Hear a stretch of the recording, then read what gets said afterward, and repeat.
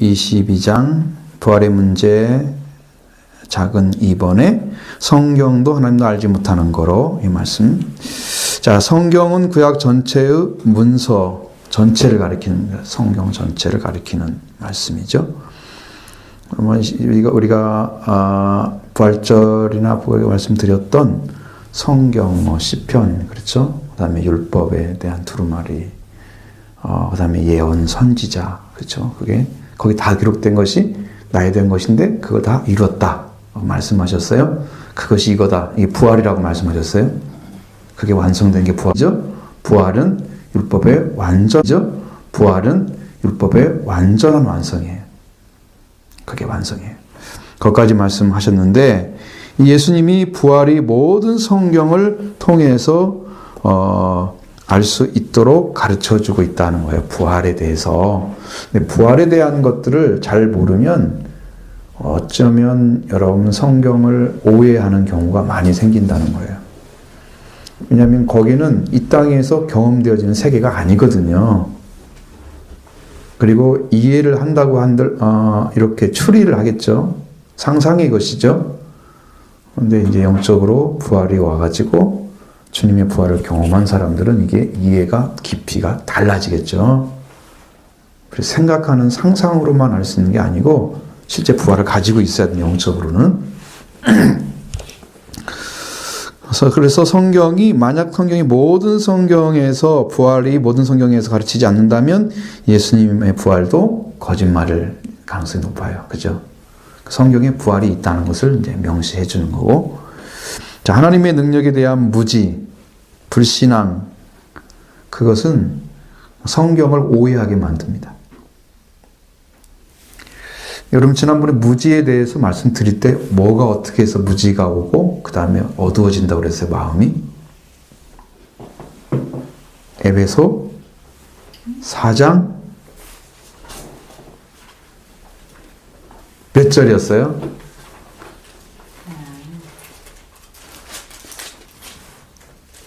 너희 총명이 어두워지고 무지함과 마음의 굳어짐으로 말미암아 하나님의 생명에서 떠나 있도다.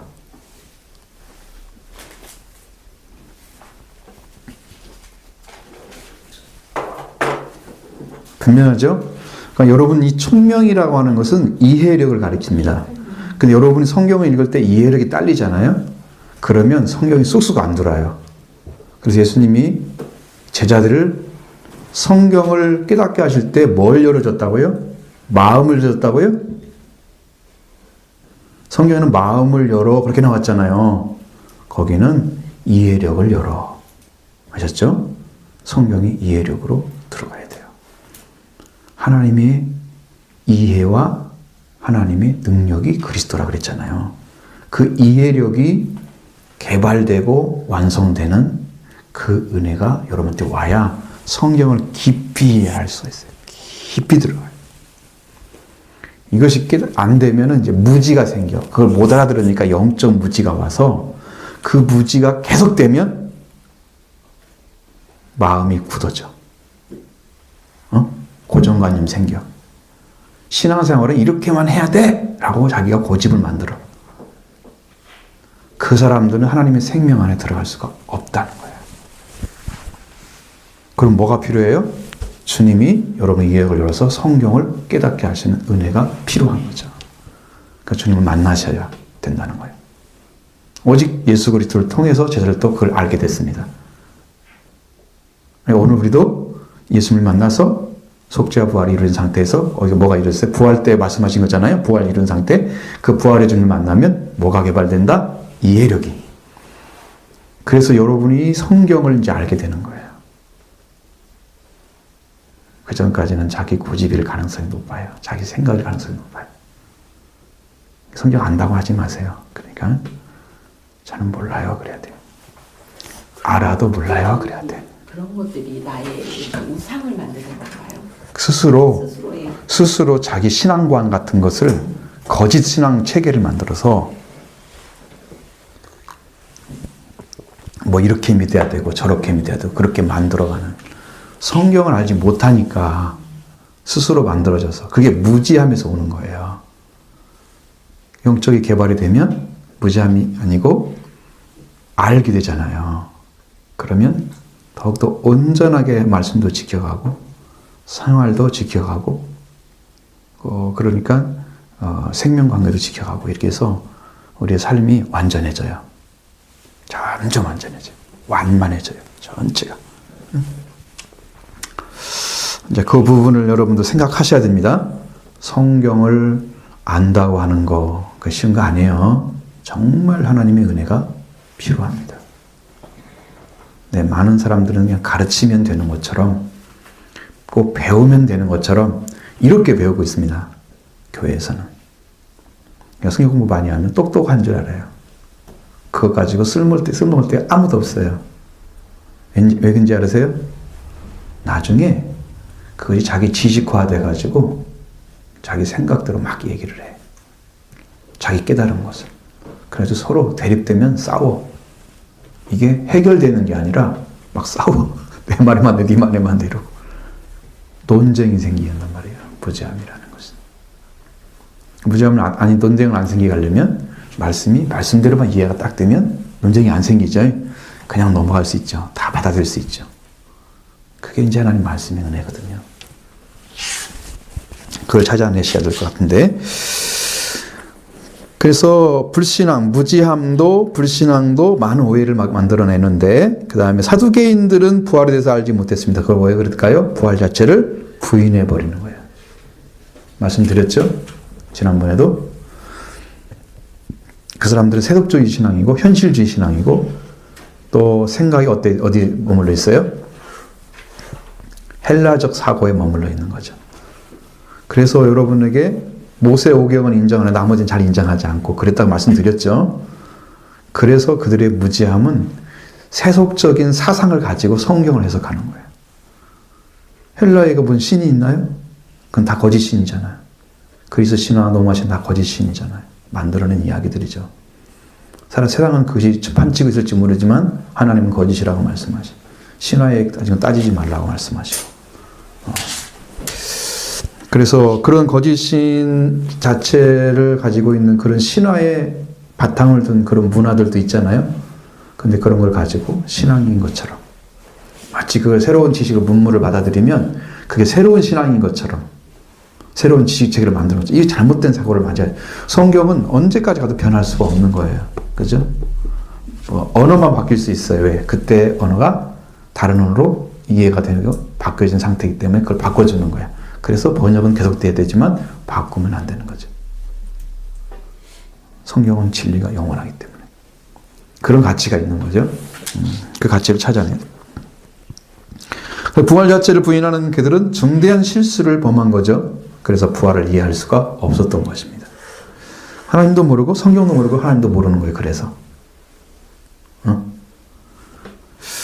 그는 성경을 모르기 때문에 하나님의 역사를 알 수가 없고 자신의 지기로 판단을 하느니 과오를 범하게 되고 이러면 어떻게 돼요? 말을 안 하는 게 낫겠죠. 무지가 다 들통났어요. 영적 무지함이 다 드러났어요. 그들은.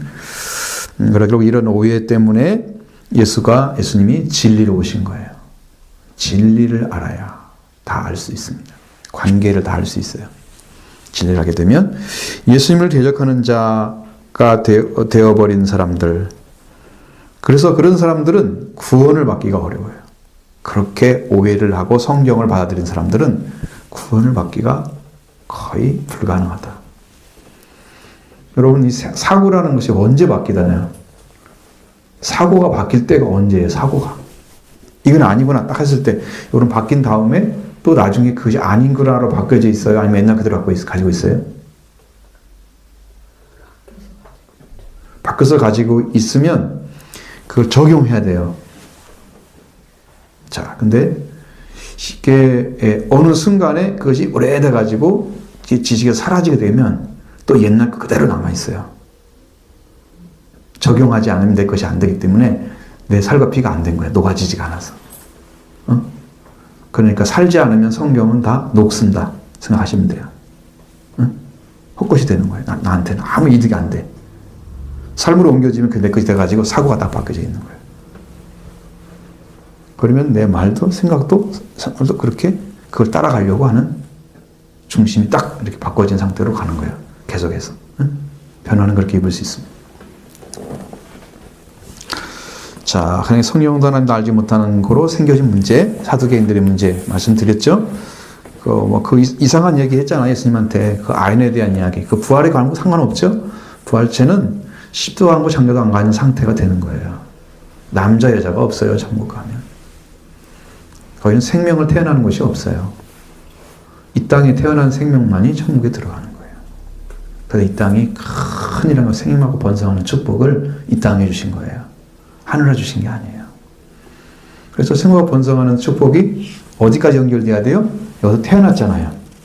그러면 태어난 여러분들이 그 자녀들이 하나님 나라에 들어가도록 인도해서 가도록 하는 거예요. 생명하고 번성하는 거예요. 천국을 더 풍성하게 하는 이 땅에 하나님 나라가 임해서. 그게 이제 복음을 전하는 사람 목적이 그거야. 그 사람들을 하나님 나라에 들어가게 하기 위해서. 축복된 역사죠. 자, 큰 3번입니다. 큰 계명에 대한 답변.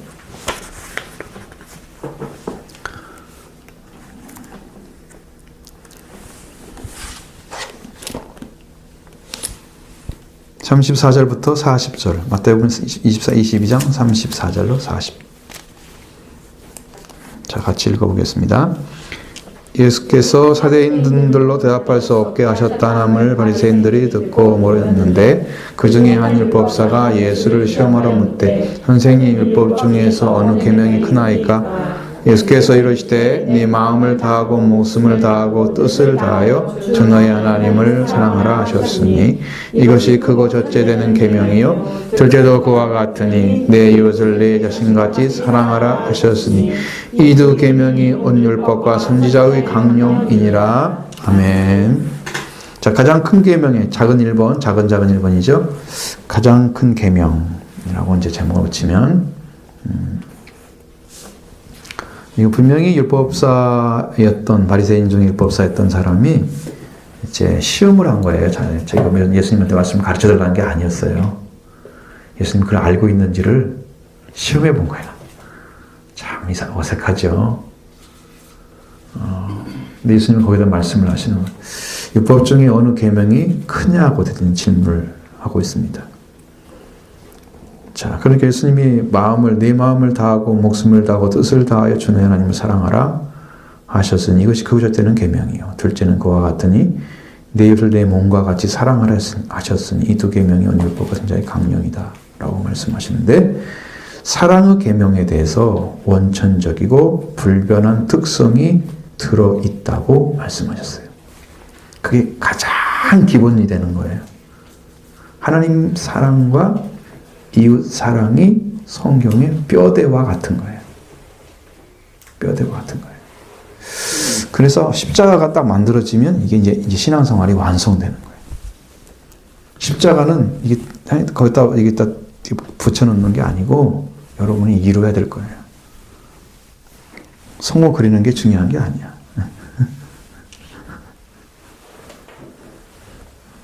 우리는 다행히 안 그리고 있으니 다행이지. 맨 십자가만 그리잖아, 그 사람들은. 그죠?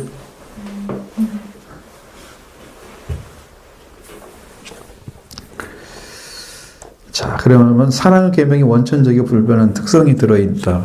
신구약 전체를 통해서 하나님의 사랑은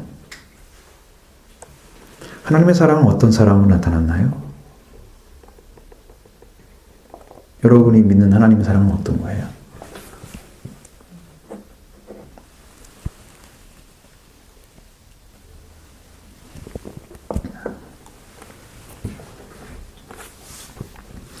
하나님이 이제 우리는 이제 성경적으로 이렇게 이해할 때, 이게 신학적 언어를 쓸 때는 구원의 행동이라고 말합니다. 하나님이 어떤 행위를 통해서 우리를 구원시키는 그 일을 하셨잖아요. 그것을 구원의 행동이라는 말로 쓰는 거예요. 그러니까 또 하나님을 너무 사람처럼 취급하죠. 근데 다른 말로 설명이 잘 안 되니까 하나님의 구원의 행동, 그걸 통해서 가져오는 절대적인 사랑의 은혜, 이렇게 얘기합니다. 자, 하나님께서 우리를 구원하기 위해서 어떤 행동을 하셨나요? 어떤 일을 하셨나요? 어떤 일을? 예수 그리스도를 이 땅에 보내셨어요. 그렇죠. 처음에는 제 율법을 주셨고 두 번째는 예수님을 보내셨고 율법을 완성하시고 속죄와 부활을 이루셨다. 그러니까 하나님의 절대적인 사랑은 무엇에 딱 기인되어 있어요? 응? 하나님께서 죄인이 죄인됨을 알게 하시고, 그죠? 그 다음에 하나님의 사랑은 절대적인 사랑인 걸 알게 하시고, 그 다음에 속죄와 부활을 율법을 완성시키는 방법으로 이루시고, 속죄는 여러분 여러 번 말씀드렸잖아요. 우리가 예수님의 죽으심으로 휘장이 찢어졌다 그러면 율법 이룬 거예요. 휘장이 막혀 있으면 율법으로 막 가린 거예요. 못 들어가죠. 그래서 어떻게 해야 돼? 1년에 한 번만 제사장이 들어가고 나머지는 못 들어가요. 다 안 열려 있어. 아무도 못 들어가. 그런데 지금은 예수님의 피를 의지하고 다 들어갈 수가 있단 말이에요. 속죄 자리로 다 들어갈 수가 있어. 지성소에 하나님 만나러. 이미 다 주셨는데 이걸 믿고 들어가는 거예요. 응? 믿음으로 받아들인 사람만 들어갈 수 있습니다. 이것은 여러분이 결단하셔야 됩니다. 받아들이는 자체가 전체는 아니에요. 내가 우리 교회에 주신 은혜를 보면 여러분들의 믿음을 강조하잖아요. 왜 그런지 아세요? 여러분의 믿음을 믿었다고 하는 것으로 그냥 가지고 있지 말고 결단을 하라는 거예요. 나는 이렇게 믿습니다라고 고백했죠? 그러면 하나님 안에서 그것이 어떠한 관계가 있는가를 찾아내야 한단 말이에요. 내가 믿었습니다라고 고백하니까 하나님이 나에게 어떤 걸 주셨어. 그래서 내가 그걸 얻게 되면 하나님이 그 일을 딱 이루시는 거야. 이름은 하나님 안에서 이루어지긴 하지만 여러분이 열정이 필요하다는 거예요. 여러분이 순종함이 필요해. 말씀에 대해서. 그것을 요청하는 거야. 우리는. 교회의 스타일은. 그러니까 네 믿음대로 되라. 그 말씀 꼭 하시는 거지. 네 믿음대로 되라. 네가 결단해야 된다는 거예요. 믿고 의지해야 된다는 거예요. 왜? 믿고 의지하면서 절대 하나님은 해주세요. 나는 이걸 하나님 속죄 없으면 살 수가 없어요. 나는 눈물을 콧물 내면서 하면 그 자리에 이루어지겠죠. 근데 그렇게 하지 않고 있잖아요. 찾기는 찾지만 어느 손에는 적당히 하고 있잖아요. 그러니까 그걸 못 주니까 딱 은혜를 주시면서 믿음대로 되라. 그렇게 말씀해 주시는 거예요. 여러분 그렇게 안 믿고 있다는 거죠. 성경 말씀들을. 그래서 여러분이 결단하고 들어와야 된다는 거예요. 그렇게 주고 있어요. 교회는 지금. 여러분 그건 아셔야 돼. 형태를. 나는 바라옵기는 그냥 말씀을 선포해서 하나님의 능력과 권세로 이 자리에서 속죄가 이루어지기를 원해요. 받는 사람들이 그 자리에서 은혜를 받기를 원해요. 구원받기를 원해요. 그러면 바울이 했던 것이 복음이 똑같거든요. 이 복음 질이. 그럼 은혜가 똑같이 임하거든요. 성령도. 동일한 역사가 일어나요. 지금 그것을 나는 원하는 거지. 근데 아직은 우리 성도들이 그 자리에 못 온 거야. 그래서 하나님이 믿음대로 되라. 자꾸 결단을 요구하는 거야. 받았을 때 여러분 그렇게 순종하시기 바랍니다. 그래서 여러분이 확정을 찾아내세요. 하나님 있게 주셨습니다라고 여러분이 입술로 얘기할 수 있도록 하나님 주신 것을 받아내세요. 그렇게 하셔야 여러분한테 완성한 말씀, 구원이 이루어지는 거예요. 그걸 믿습니다. 하나님의 사랑은 공간적인 제약도 시간적인 한계도 없다. 있을 수가 없다. 왜? 하나님은 완전한 공간 지배자, 시간의 지배자이시기 때문이에요. 자, 사람이 육체가 되었으니까 육체를 가진 인간이 살 수 있는 공간이 필요하죠. 그래서 그 사람들이 얼마나 연약한가를 알려주는 거야. 시간으로 제약을 딱 뒀잖아요. 공간으로 딱 잘라줬잖아요. 어느 사람은 죽게 만들었잖아요. 천년각권 사고를 세월을 산다고 해서 그 사람 안 죽는 건 아니잖아요. 그렇죠? 죽었잖아요. 죽음이 끝이라면 그 구원은 아니에요. 응? 그러니까 그 세월을 120년 딱 줄였잖아요. 인간이 아무리 열심히 살아도 120살 넘어가면 이제 거의 끝나게 돼 있어. 몸 자체가 안 돌아가. 기능이 마비돼. 그리고 목숨이 끊어져. 아마 과학적으로 이게 증명이 될 거예요. 이것도. 성경대로 증명이 돼요. 이것도. 그러니까 여러분들이 하나님께서 여러분의 시간 또 공간적인 제약을 받지 않는 세계까지 이끌어 가시려면 여러분이 그 공간과 시간을 뛰어넘는 몸을 가지고 있어야 돼요. 그래서 부활체가 필요한 거죠. 부활의 주님을 통해서 여러분이 부활의 몸을 가지셔야 되는 거죠. 속량, 몸의 속량이 이루어지는 거. 그 사람이 이제 여러분 공정 현장에 들어가는 거예요. 결국은 신앙이라는 세계는 다 하나로 돼 있어. 이걸 가지면 어떤 게 이루어지고 어떤 게 이루어지고 다 돼 있어. 근데 그것이 제일 중요한데 그걸 찾아내는데 여러분 열정 안 가지면 신앙생활은 참 헛된 것이다. 목표를 잘못 둔 거다.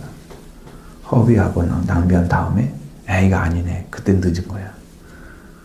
지금 쓸 때 잘 안 되더라도 달려가고 싶으면 달려가십시오. 달려갈 수 있는 만큼 달려가세요. 지금이 여러분의 기회인 것이죠. 자, 그 사랑은 영원한 진리 그 자체입니다. 불변의 법칙과 같은 거예요. 진리는 안 변하는 거죠. 그러나 비진리는 다 변하는 거죠. 진리가 변하면 믿을 수가 없잖아요. 진리는 변하지 않습니다. 그래서 하나님이 진리라는 것은 하나님은 변하지 않는다. 사랑 주신 방법과 사랑을 주신 그 은혜의 주자도 거두지 않는다. 언제까지 그럴까요? 주님이 구원을 완성시킬 때까지. 이 땅에 이제 마지막 때는 이제 이방인의 수가 찰 때까지. 그때까지 안 거두실 거예요. 만약 이방인 수가 딱 차버리면 다 걷어버릴 거예요. 성령도 거두시고 다 걷어버릴 거예요. 여기 이 땅에 뭐가 남겠어요? 불신자만 남아있겠죠. 그러니까 그때까지 은혜를 못 얻어가지고 구원을 못 얻은 사람들은 불신자와 함께 있어야 되겠죠. 불탈 때 같이 타겠죠. 멸망받는 거예요. 그때까지 구원을 못 이루면 안 되는 거니까. 너무너무 나는 다급한 거야. 난 다 구워놓고 여기서 할렐루야 하고 좀 찬양했으면 좋겠어. 이 자리에서. 응? 너무 좋아가지고 하나님 내가 이렇게 은혜 받았습니다. 됐습니다. 내가 지금 은혜를 받아가 이렇게 좋습니다. 이렇게 점에서 이런 찬양의 노래가 태어났으면 좋겠다. 자, 하나님을 사랑하는 것은 우리가 예배 생활하는 거죠. 예배를 드리는 자리, 그러니까 예배 자체가 다 완전한 예배는 아니에요. 예배는 하나님께 절한다는 의미잖아요. 그를 경배하는 자리로 항상 서 있는 거예요. 그럼 여러분, 내가 행위로 절했다.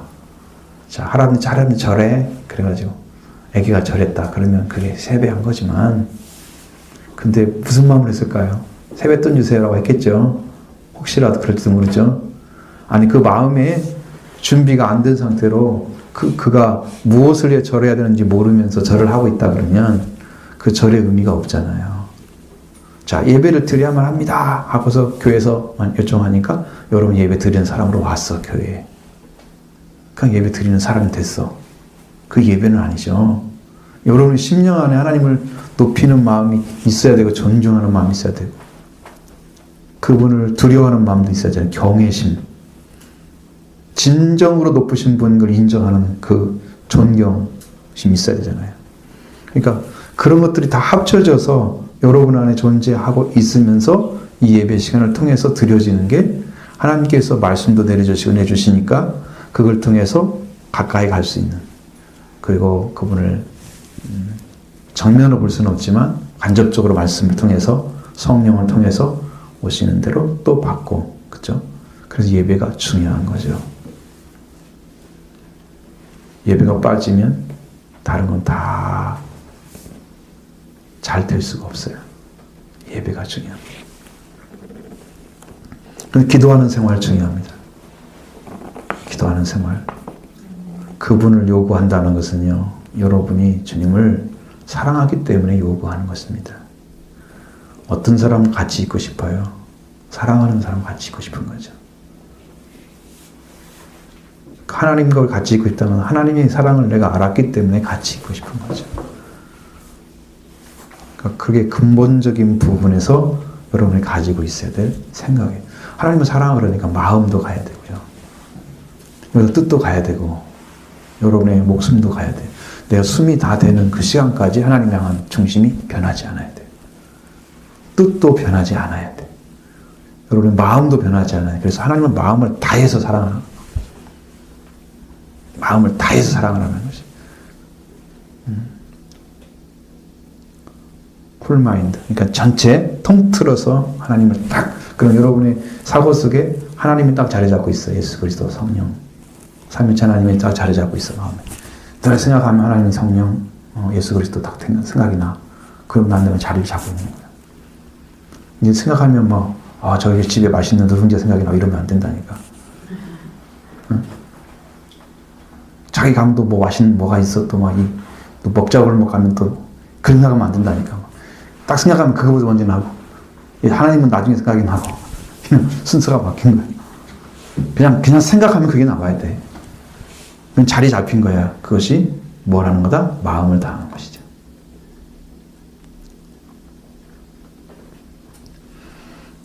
그리고 그분을 향해서 숨을 쉬는 그 순간까지, 죽음에 이를 그 순간까지 목숨을 다해서 하나님을 향해 가는 거예요. 뜻을 다해서 여러분이 어떤 의지력을 가지고 그분을 사랑하는 진심을 담아서 삶으로 옮겨주는 삶을 살아주라는 거죠. 그런 방식이야. 삶이라는 것은. 첫째적으로 여러분이 마음과 생각이나 이런 전체의 삶이 녹아져서 하나님 향해 달려가는 거야. 내 것이 깨어지고 내 것은 내려놓고 그분을 바라보는 거지. 그게 이제 사랑으로 다가는 거고, 그 다음에 이웃을 사랑하는 거야. 이웃을 내 몸처럼, 내 자신처럼. 그러면 어떤 사랑으로 내가 가져갔을 때 이웃의 나처럼 느껴질까요? 여러분 아무리 가정에서 여러분 부부라도 나처럼 느껴져요? 남편이, 아내가 저 사람은 나와 같은 존재야. 그렇게 느껴져요?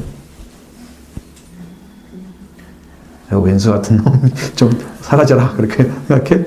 아니, 왼수 같은 사람? 아들같이 생각을 하네요. 남편이니까 아들같이 생각하죠. 딸한 아들. 그래야 사랑할 수 있대.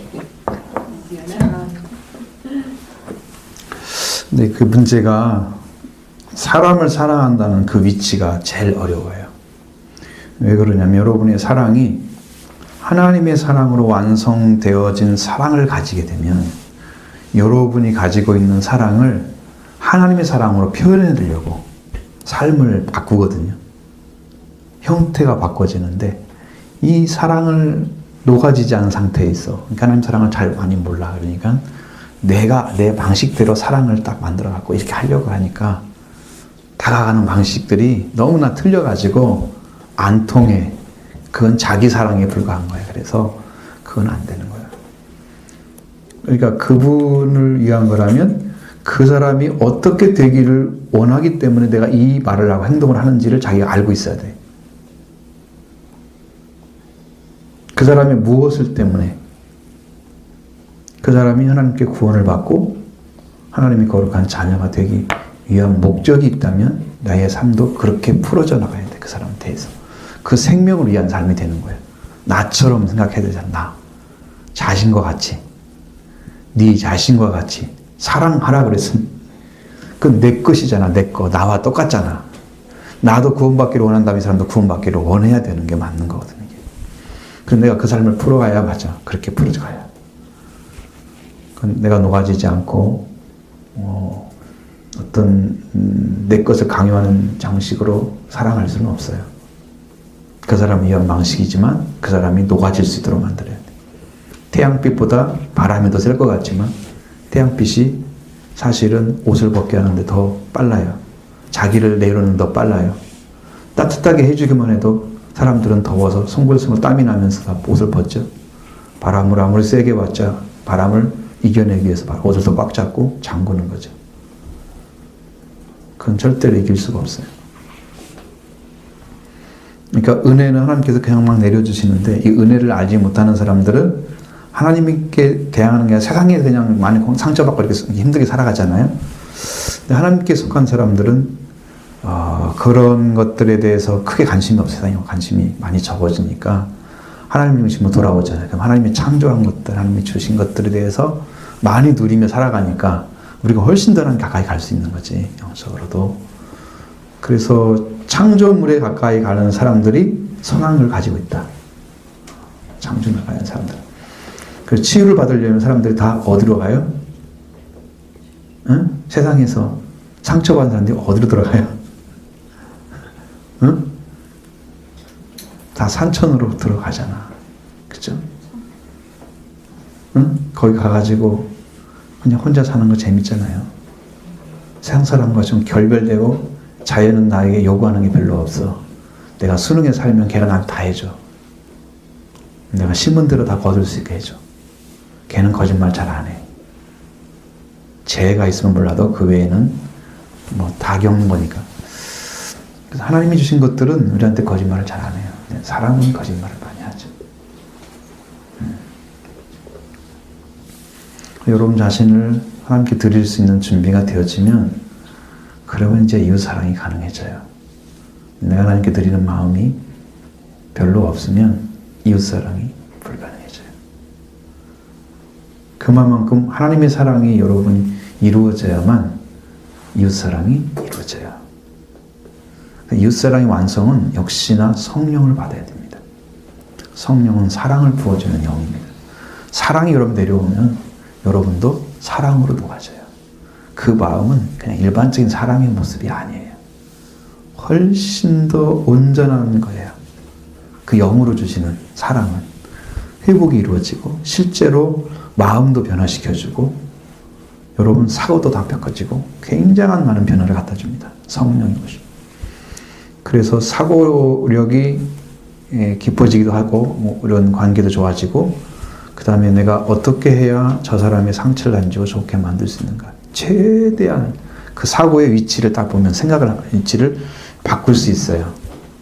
굉장히 유연해지는 거예요. 사고력이. 그 사람을 위하면 어떻게 하면 좋을까. 그러니까 그래서 더 행복하게 해주고 싶은 이런 게 있잖아. 마음에서. 그러면 그렇게 마음이 가. 그러면 그게 이제 그 하나님 사랑을 담고 있으면 사람을 감동시킬 수 있어요. 여러분 아무리 좋은 이벤트 해줘봐요. 그때뿐일 가능성이 높잖아요. 그때 조금 행복하고 좋네 하고 다음에 좀 있으면 또 원수 되고 그 사람 아무 관계 없잖아 그건. 그렇죠? 그 순간만 내가 당신이 이것까지 해줬는데 그렇게 해봤자 안 바뀌어. 근데 언제 바뀔까?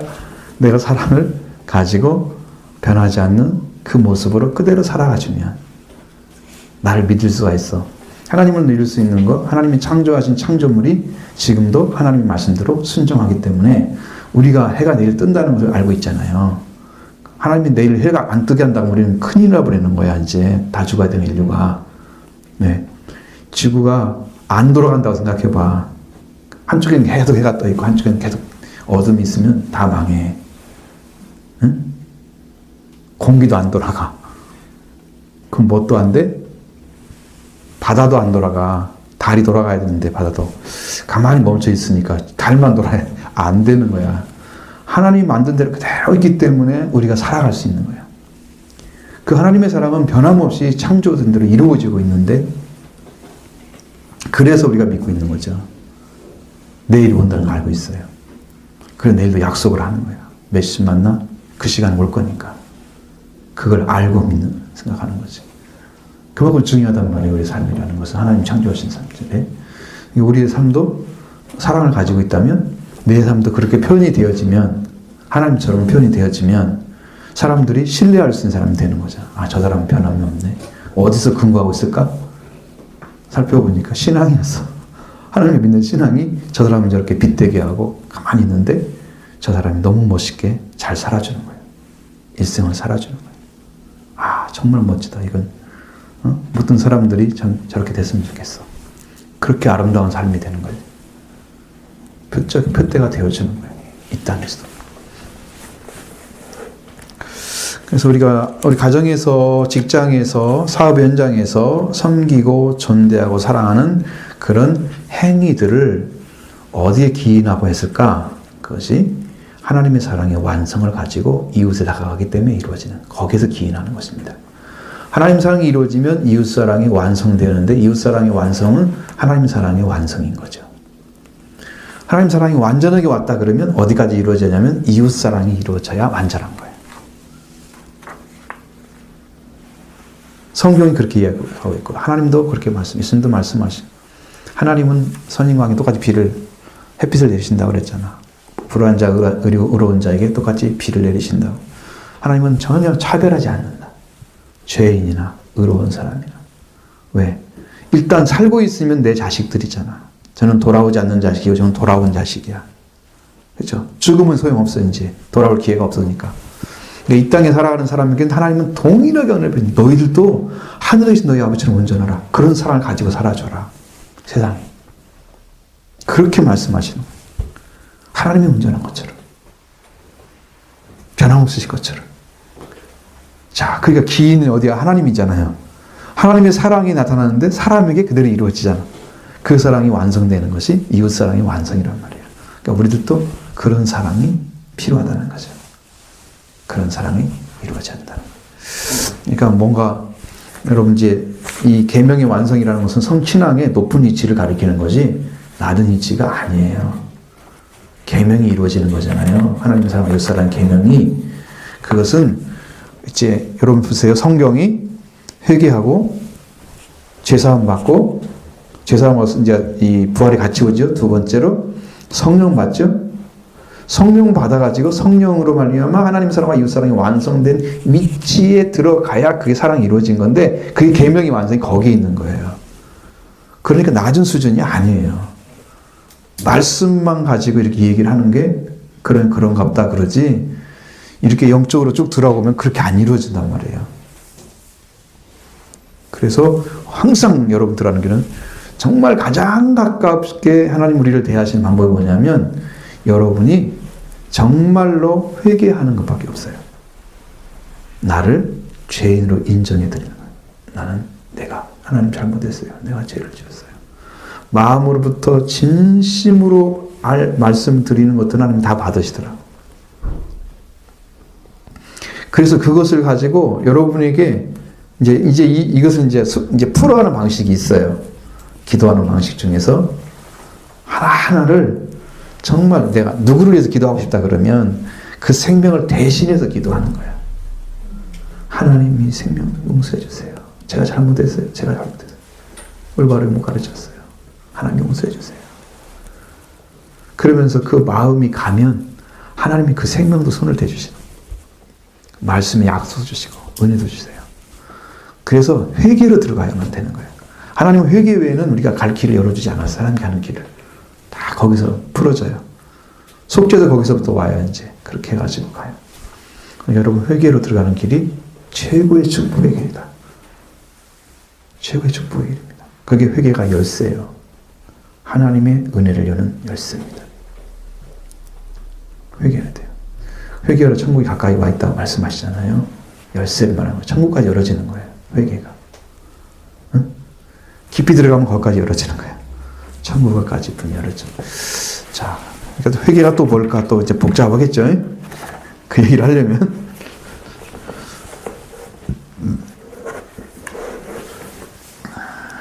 자, 그렇게 하고요.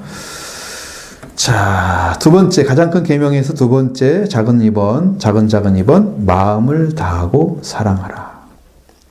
자, 마음을 다하고 사랑하라. 이건 뭐냐면, 자, 사랑이란 말로 인해서 여러분이 지금 들려지는 것이 여러분 마음속에 어떻게 느껴져요? 하나님의 사랑의 어떤 느낌이 있나요? 여러분 마음속에 어떻게 느껴지는가 제일 중요해. 저는 사랑이 내가 이 사람이 이뻐서 사랑해.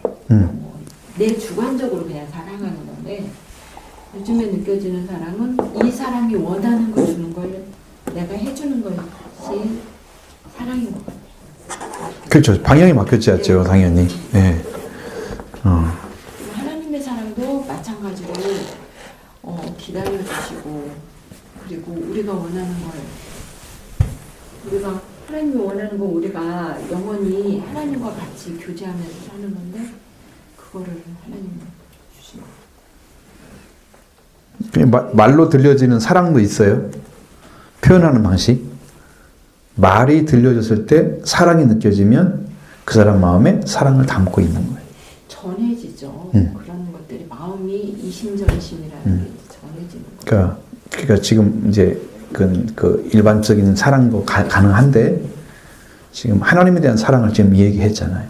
여러분 마음속에서 사랑을 느낄 수 있느냐는 거죠. 그 사랑의 마음이 느껴지는 거죠. 하나님의 사랑이.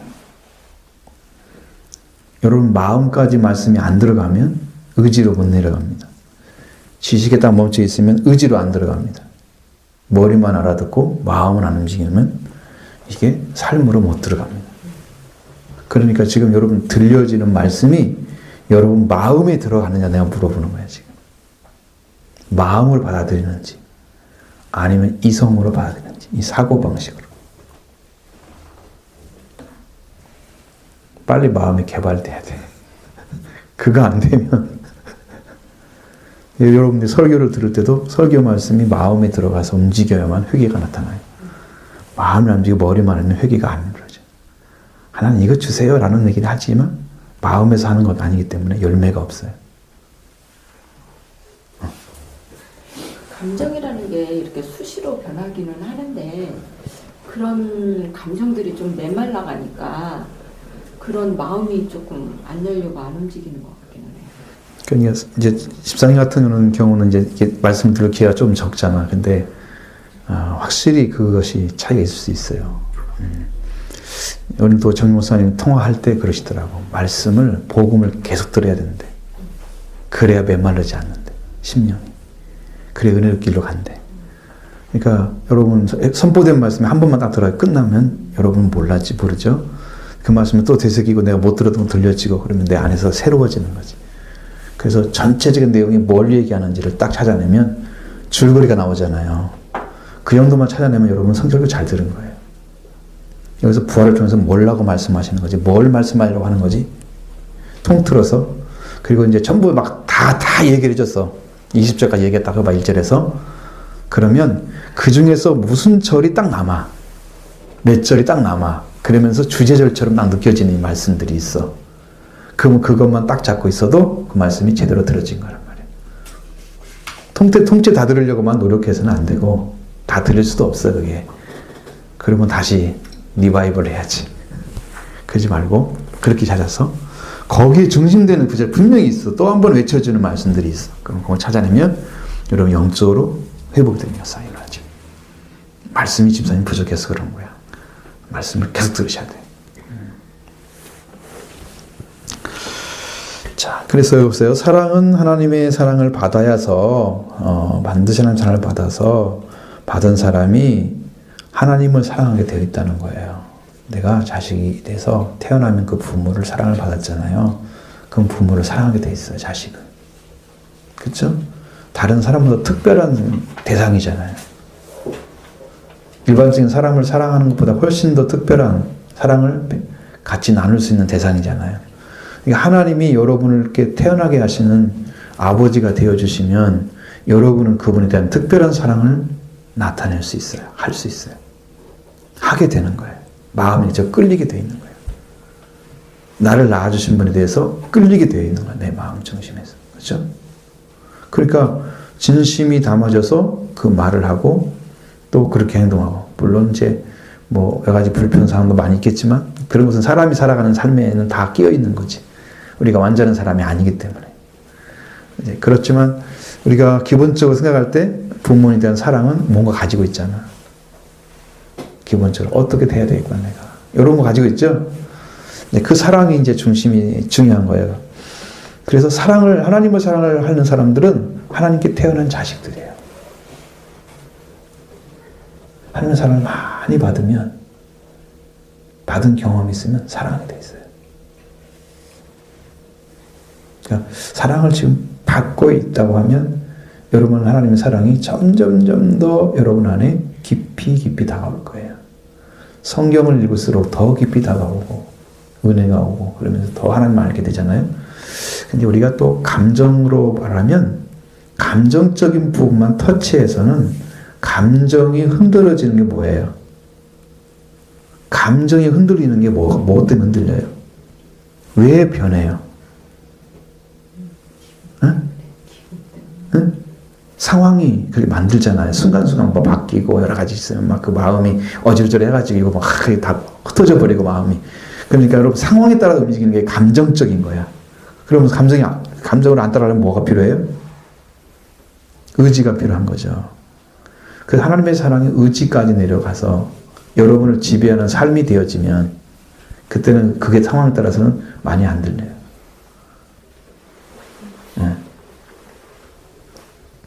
근데 대부분 여자분들은 감정이 풍성하잖아. 거기다 호소하면 다 은혜를 받아. 감정으로 느껴져. 근데 그걸로 끝나면 안 돼. 반드시 의지까지 가야 되는 거예요. 내 삶으로 스며들기까지 가야 되는 거예요. 내가 그걸 행해야 되겠다. 나는 삶을 살아야 되겠다. 그 삶을 살았다는 것이 결단으로 딱 와서 지켜가는 삶으로 되어지는 거지. 일회용이 아니고 지켜지면 지켜진 만큼 여러분이 하나님의 은혜를 경험하게 됩니다. 그때부터 더 깊은 은혜를, 사랑도 더 깊게 가고. 그래서 말씀으로 인해서 여러분의 삶이 이해가 되지만 감정이 됐죠. 감정이 된다. 그 다음에 이제 의지까지 들어가서 삶으로 옮겨지면 이제 완성이 되는 거예요. 그럼 이 사람은 머리로 아는 것도 정확하게 알고, 감정으로 느끼는 걸 정확히 알고 있고, 생활을 사는 것도, 의지하는 것도 다 알고 있어. 그래서 전인적인 사랑을 하게 되는 거예요. 근데 여러분의 의지나 여러분의 감정을 누가 지배하세요? 세상에 의해서 지배되면 안 되잖아요. 그러면 내가 세상에 어떤 거에 의해서도 좌우되고 그냥 감정은 왔다. 12번 더 빼놓으면 안 되잖아. 어떻게 살아, 그거 옆에. 그죠? 못 견디잖아요. 너무 완전히 마음도 바뀌고, 큰 생각 바뀌고, 딴 말하고 이러면 못 견딘단 말이에요. 어디다 기초를 두고 생각해야지? 사고방식에 너무 변화가 무쌍하면 이게 이제 정신적 문제가 있는 거예요, 그것은. 그죠? 가서 이제 병원 봐봐야 돼, 진짜. 그런 부분은 안 되고. 그래서 여러분 말씀이 이제 여러분을 지배하게 하려면 말씀의 의지가 돼야 되는 거죠. 그래서 전인격적인 삶을 살아줘라. 그렇게 해야 하나님의 사랑이 완성되는 거다. 그 여러분을 지배하도록 내어주시면 되는데 여러분이 주님한테 안 내주겠죠. 주님, 저도 할 일이 많아요. 저를 제가 좀 좀 할게요. 주님 것이지만 내가 잠시 좀 빌려 쓸게요. 그렇게 하면 안 된다. 주님이 나를 지배하도록 만들어주는, 어느 순간에 하나님께서 딱 오셔가지고 그러시더라. 내가 너를 통치할 거다. 그 마음을 딱 주세요. 주님, 그렇죠. 제가 옛날에 다 그거 받고 있었잖아요. 주님 나를 통치하셨잖아요. 이제 마음 놓고 하세요. 삶이 이제 재밌어지는 거죠. 행복해지는 거죠. 하나님 안의 삶이. 그래서 사랑을 받은 사람이 사랑을 나눌 수 있고, 사랑을 하게 되고, 그 다음에 원수까지 사랑하는 사람으로 커지는 거죠. 원수까지 사랑하라 주님 말씀하신 것처럼 그게 이루어질 수가 있는 거예요. 아니, 무방 상태로도 원수를 사랑해, 선대하며 널 저주하냐, 축복기도 해줘라, 축복해줘라. 이게 아니, 그냥 가만히 있는 사람은 그게 가능해요? 보통 사람들이 기분 나쁘면 기분 나쁘다 표현하지, 기분 좀 좋다 표현하지, 그것밖에 더 잘할 게 뭐가 있어? 내게 나오는 게 뭐예요? 받음으로 나오고 받아서 나오는 거지, 내 스스로 나오는 건 별로 없어요. 실제로 살아보시면. 저 사람이 날 사랑하시니까 나도 사랑하고 싶고, 그런 거 있잖아요. 되게 받아서 나오는 거죠. 내 스스로 저 사람 사랑해야지, 그렇게 가나요? 없는 거지, 거의. 내가 찾아가지고 저 사람 너무 불쌍해, 이게 느껴지나요? 그냥 일반 사람들도 불쌍한 것이 이제 가서 도와줄 정도의 불쌍한 건 아니잖아. 그냥 감정을 좀 느끼는 거잖아. 진짜 불쌍하면 쫓아가서 도와줘야지, 그치? 그러니까 그거 말. 진짜 불쌍하면, 주님 하나님께 우리를 불쌍히 여겼으면 실제로 와서 아들을 더 살려주는 거지. 그게 사랑이지. 실제가 돼야 되는 거지. 그러니까 그것이 행동으로 안 가면 결국은 내 생각에 끝난 거지. 그래서 선을 행하면서 행할 줄 알면서 행하지 않으면 뭐라고 써 있어요? 죄라고 써 있잖아요.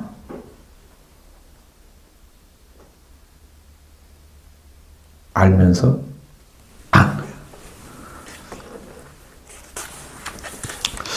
자, 그냥 마음을 다하고 뜻을 다하고 목숨을 다해 힘을 다하는 사람들은 전인적인 사랑을 가리키는 거다. 이게 그 사랑을, 하나님의 사랑을 전인적으로 하면 그 다음에 나한테 이루어진 사랑이 전인적으로 나타나게 돼 있어요. 그럼 이웃사랑도 하나님 사랑에 의해서 완성이 되는 거예요. 자, 내가 하나님을 사랑하듯이 하나님 내주신 그 사랑으로 나도 다른 사람을 사랑하게 되는 거예요. 그게 전인적인 사랑이 이루어지는 거예요. 내가 그렇게 받았기 때문에 나도 그렇게 주는 거예요. 응? 하나님 나를 사랑했듯이 나도 하나님 사랑하는 거예요. 하나님 너를 불쌍히 여기듯이 나를 불쌍히 여기는 거예요. 하나님 나를 용서했더니 나를 불쌍히 용서하는 거예요. 예수님이 그랬잖아요. 예수 그리스도가 너를 용서하지만 너도 서로 용서하라. 서로 용납하고 동정하고. 그죠? 주님이 하신 것처럼 너희도 하라. 자꾸 얘기하는 것은 표준이 뭐가 있어야 되는 거예요. 응? 내 감정 따라서 바뀌는 거 아니고 그분이 하신 것처럼 그분의 사랑을 가지고 너도 살아요. 그러니까 내가 받을 수밖에 없는 거지.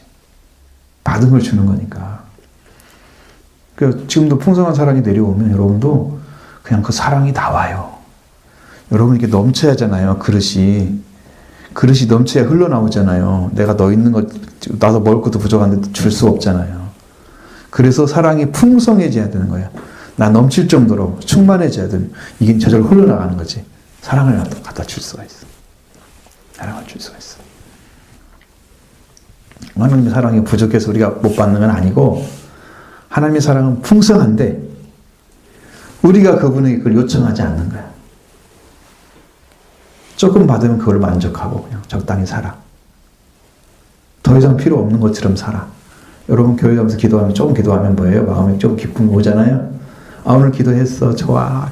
그리고 간치 풍성해지는 건 별로.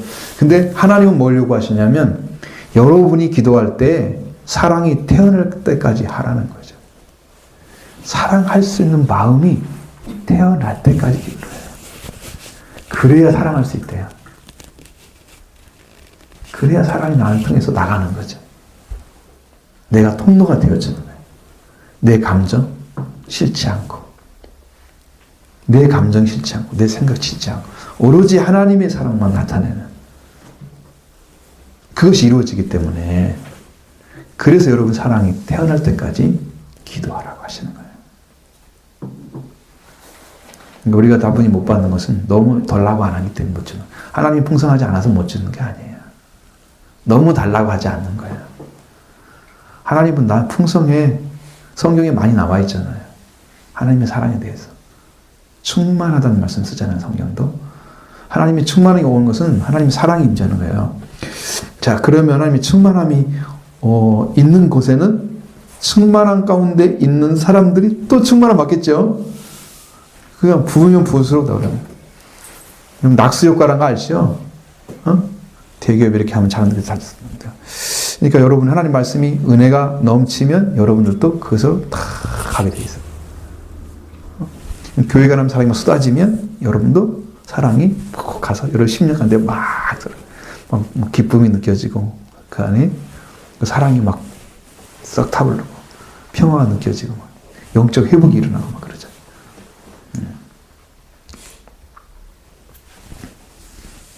받고 받을 준비만 하고 오시면 되는데, 네? 받을 준비도 안 하고 오셔갖고 받는다고 앉아있으면 어떡해. 네? 10시 시작하면 다 올까? 난 걱정이 10시 반에 시작해서 잘 안 하는데 10시 시작하면 30분 더 당했는데 가능할까?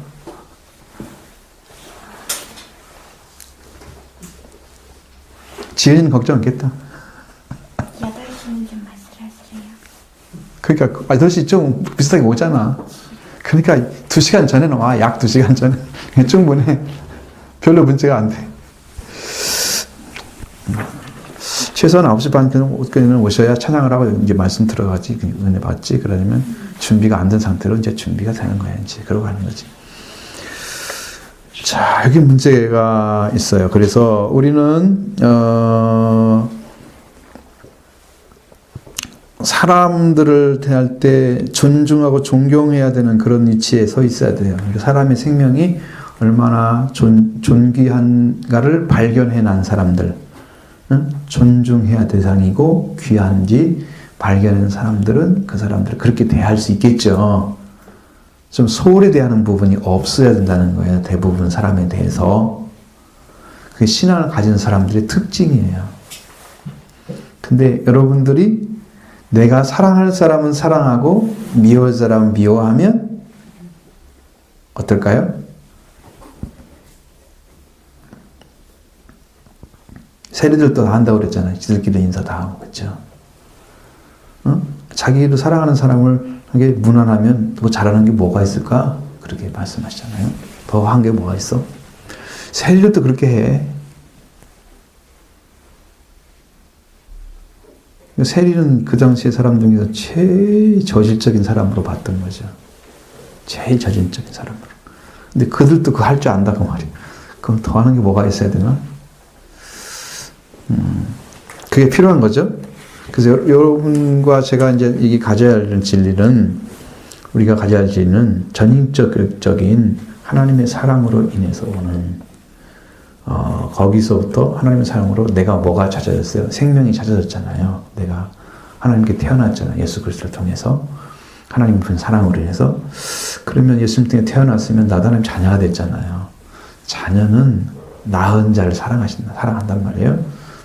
그 사랑을 가지고 이제 나의 생명이 귀하게 태어났으니까 나도 그 생명을 어떻게 해야 돼요? 다른 사람도 사랑하는 사람이 되는 거죠. 나도.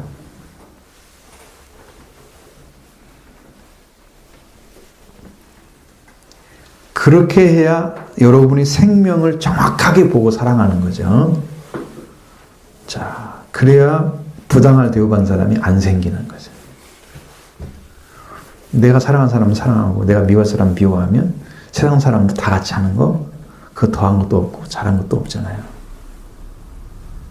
자, 그러니까 여러분, 내가 얼마만큼 무너져야 돼요? 그 사랑하려면 내가 얼마만큼 무너져 있어야 돼요?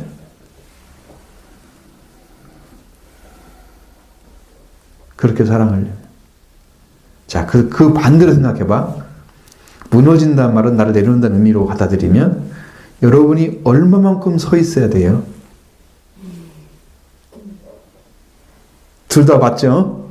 맞는 말이죠? 어떻게 서 있어야 그게 가능해질까요?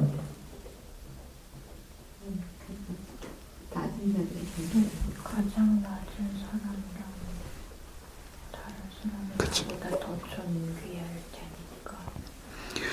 나보다 나은 사람으로 보이면은, 다른 사람이 나보다 더 낫다고 보일 때는 내가 어느 때 그걸 봤냐면, 내가 정말로 은혜를 받았을 때, 나는 사람이 아니여 벌레라, 그 말씀 하나님 주신 분 나한테 줬어요.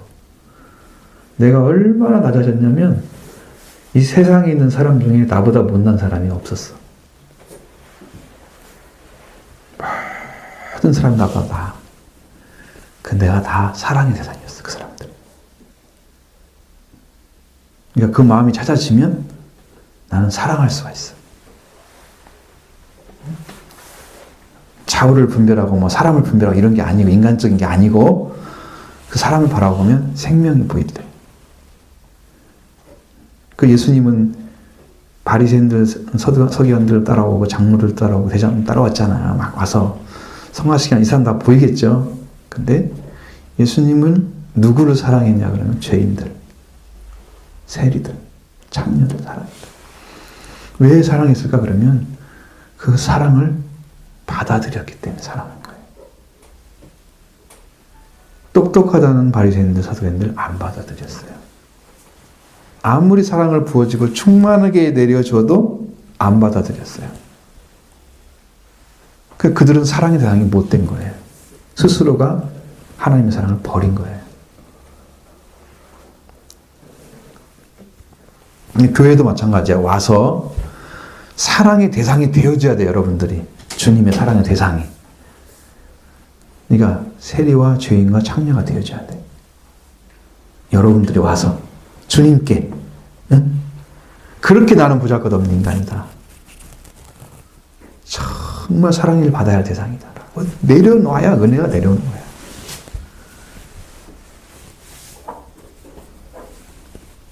준비를 하고 와야잖아, 그렇게.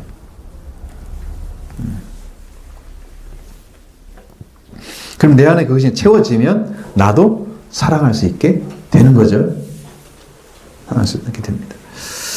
그렇게 사랑을 해야 됩니다. 그래야지 다른 사람들에게도 그런 선을 행하는 기회가 되어지고, 그렇습니다. 이것은 자신을 사랑할 줄 아는 사람의 모습이에요.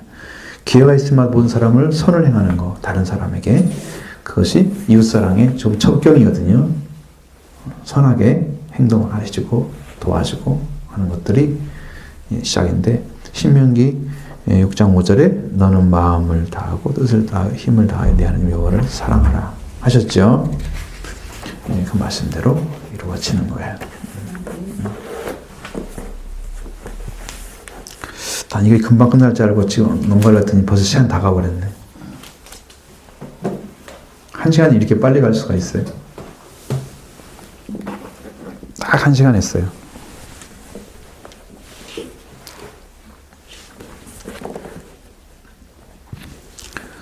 이걸 질문을 하면 20분 더 가야 되는데 그럼 너무 늦겠죠?